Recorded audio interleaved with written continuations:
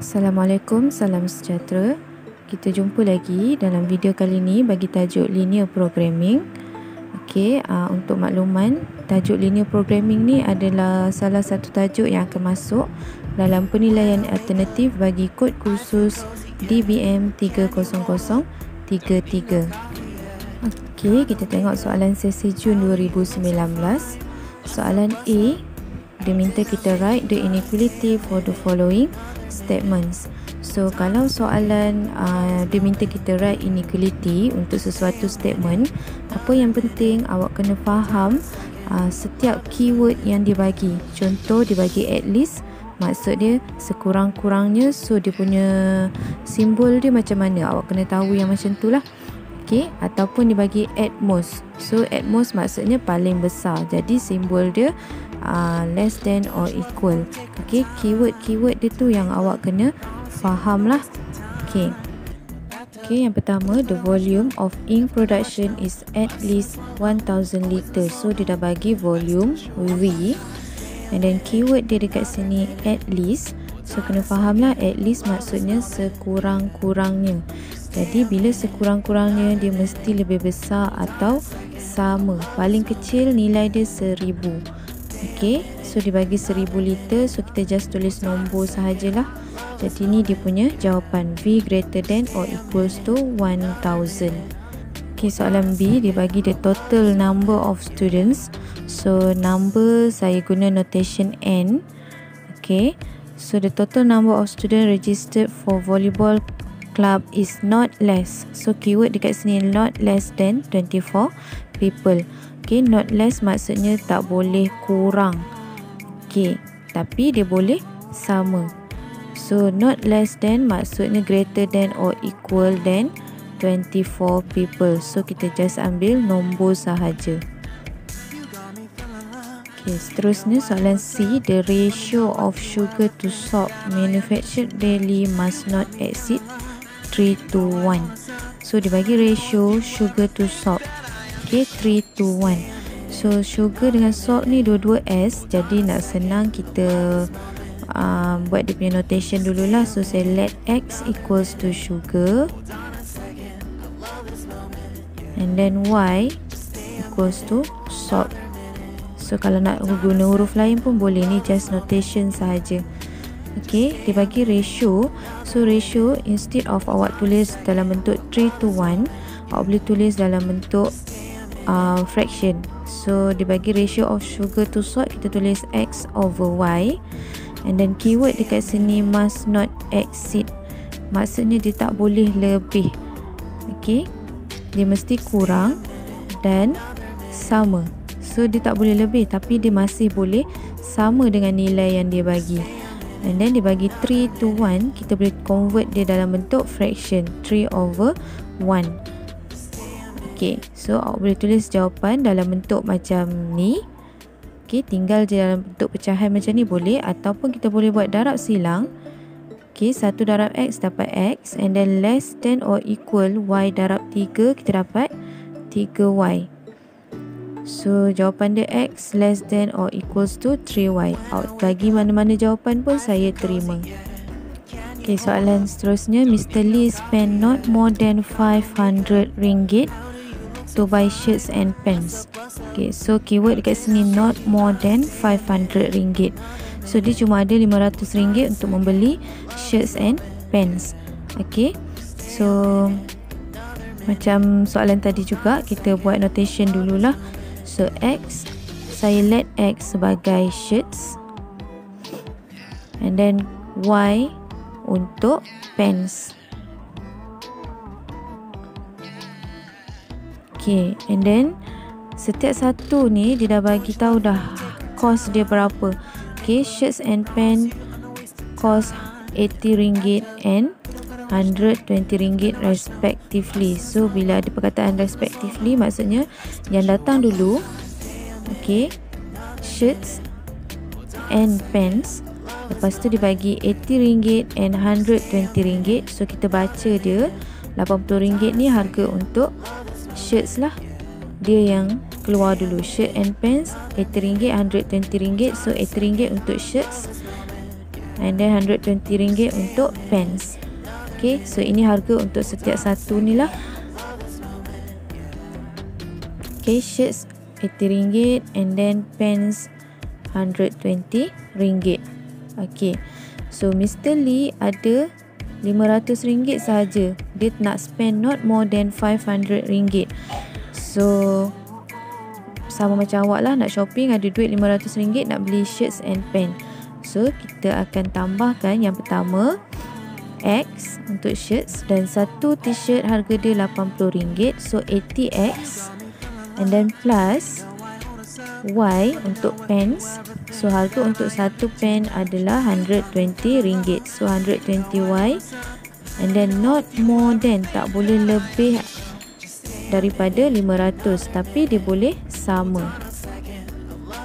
So less than or equals to RM500. Okay, seterusnya, the total number of female and male teachers in a school is more than 37 people. So dia bagi dekat kita the total number of female and male. So saya buat F untuk female, and then dia kata total, jadi kena tambah, and then male kita letak M. In a school is more than, so keyword dia dekat sini more than 37 people. Okay, kalau more than maksudnya dia cuma greater than sahaja, tak ada sama dengan, dia mesti lebih daripada 37 orang. So itu jawapan untuk soalan yang pertama. Okay, soalan seterusnya, a retailer bought X kg of stuffed fruit and Y kg of apple. The price of stuffed fruit was RM3 per kg, while RM2.50 per kg for apple. He bought at least 12 kg of stuffed fruit. The total weight of stuffed fruit and apple were not more than 25 kg, and the amount spent does not exceed RM450. So soalan yang pertama, dia minta kita state the variable for the case above. Jadi kalau soalan dia minta kita state the variable, sebenarnya kita just let kan X dan Y, sebab dalam soalan selalunya dia akan guna X dengan Y lah. So kita just let X dia apa, Y dia apa, itu sahaja kalau state the variables. Okay, so untuk soalan kita,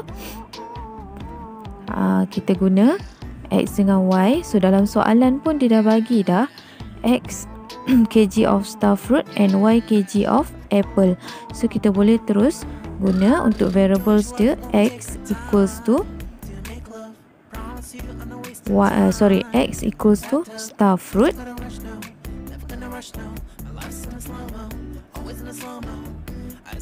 and then Y, dia dah bagi dalam soalan Y untuk apple. Okay, so ini je jawapan untuk soalan A. Okay, soalan B, dia nak kita list down 3 inequalities other than X greater than or equals to 0 and Y greater than or equals to 0. So kita kena baca dia punya ayat satu persatu lah, baru kita dapat dia punya inequalities. Okay, so untuk yang pertama, okay, dia bagi the price of stuffed fruit was RM3 per kg. So saya tulis dulu kat sini, harga untuk stuffed fruit RM3 sekilo, and then RM2.50 per kg for apple. Jadi untuk apple harga dia RM2.50 lah sekilo. Okay, so ayat seterusnya, okay, he bought at least 12 kg of stuffed fruit. Okay, dia beli sekurang-kurangnya, so keyword dekat sini sekurang-kurangnya 12 kilo untuk stuffed fruit. So stuffed fruit kita tadi X, okay, X, and then at least, okay, sekurang-kurangnya. Dia beli sekurang-kurangnya maksudnya lebih besar atau sama dengan 12 kg.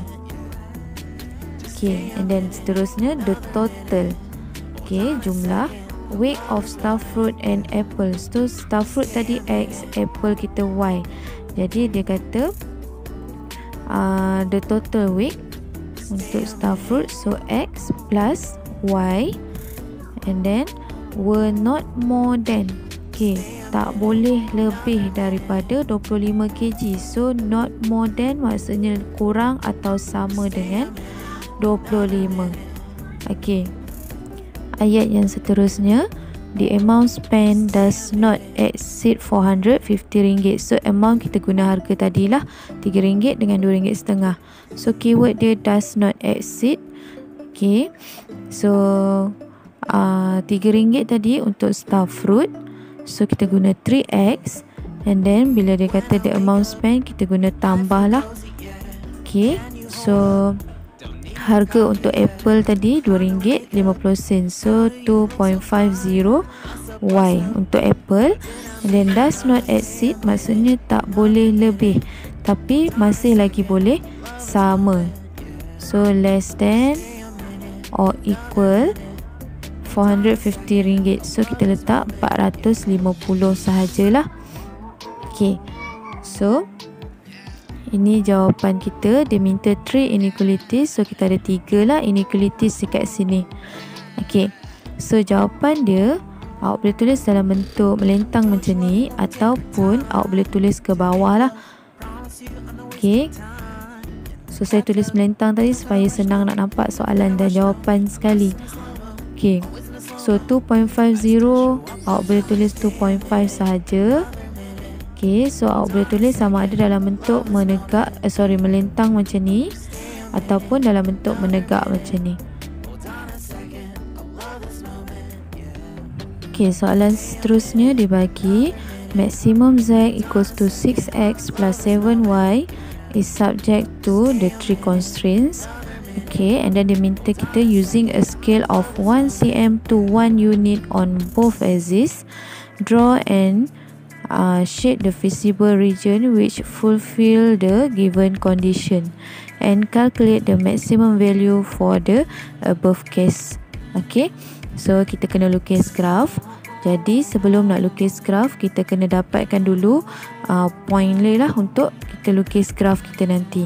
Okay, graf kita kalau ikut pada inequalities yang dibagi dekat sini, nanti kita akan dapat graf straight line. So kita dapatkan 2 point untuk setiap constraint pun dah cukup lah untuk kita construct straight lines nanti. Okay, ini kita punya point bagi setiap constraint.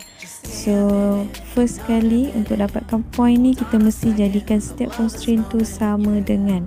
So yang pertama, x plus y equals to 9, x minus y equals to 4, and then 5x plus 3y equals to 36. Lepas tu baru kita boleh dapatkan point bagi setiap equation tu lah. Okay, so yang pertama untuk x plus y equals to 9, saya jadikan dulu x equals to 0, and then substitute dalam equation tu, kita dapat y equals to 9. Sama juga untuk y equals to 0, kita substitute dalam equation x plus y equals to 9, kita dapat x equals to 9. So saya ambil x dan y equals to 0 tadi tu sebenarnya untuk mudah lah, supaya kita tak payah nak fikir nak ambil nilai x atau y yang mana. Okay, sama juga untuk constraint yang kedua. Equation yang kedua kita ada x minus y equals to 4. So kita buat dulu x sama dengan kosong.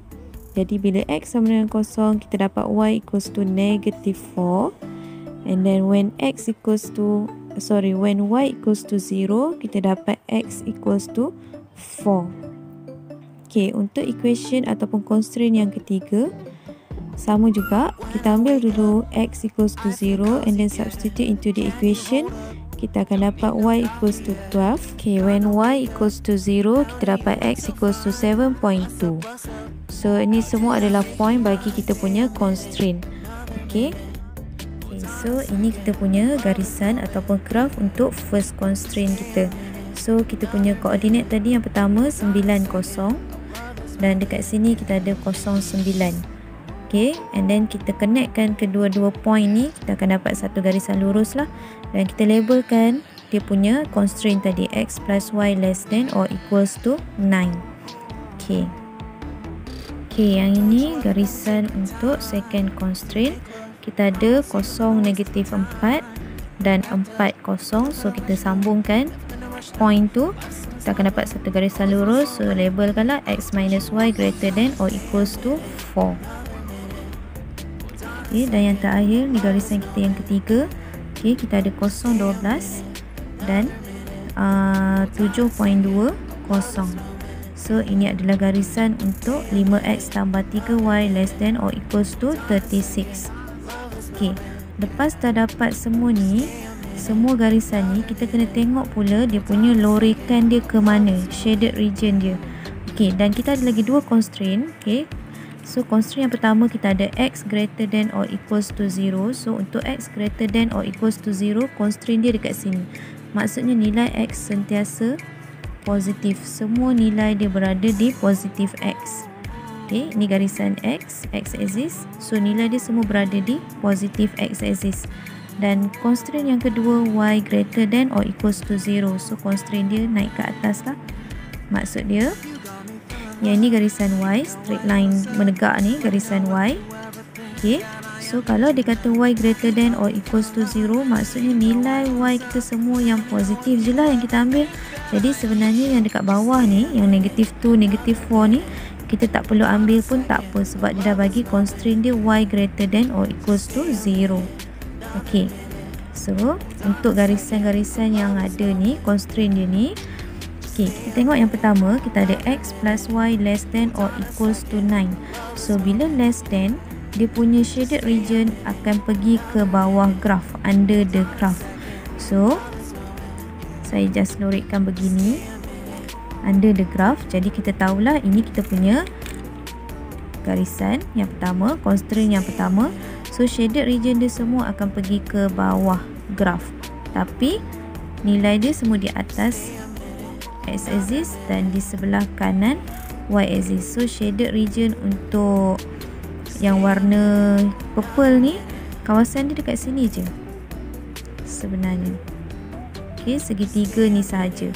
Okay, and then yang kedua, untuk x minus y greater than or equals to 4, bila dia kata greater than, maksudnya kita punya shaded region berada di atas graph.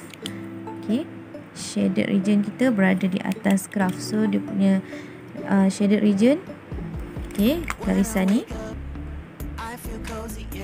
okay, dia akan pergi ke atas. Okay, tapi dia takkan melebihi daripada y axis ni dan takkan melebihi daripada x axis. So shaded region dia akan berada di sinilah untuk constraint yang kedua. Okay, dari 0 pergi ke 4, and then naik ke atas sampai atas ni lah. Semua yang atas ni shaded region dia, tapi dia tak lebih daripada y axis ni. Okay, and then untuk constraint yang ketiga,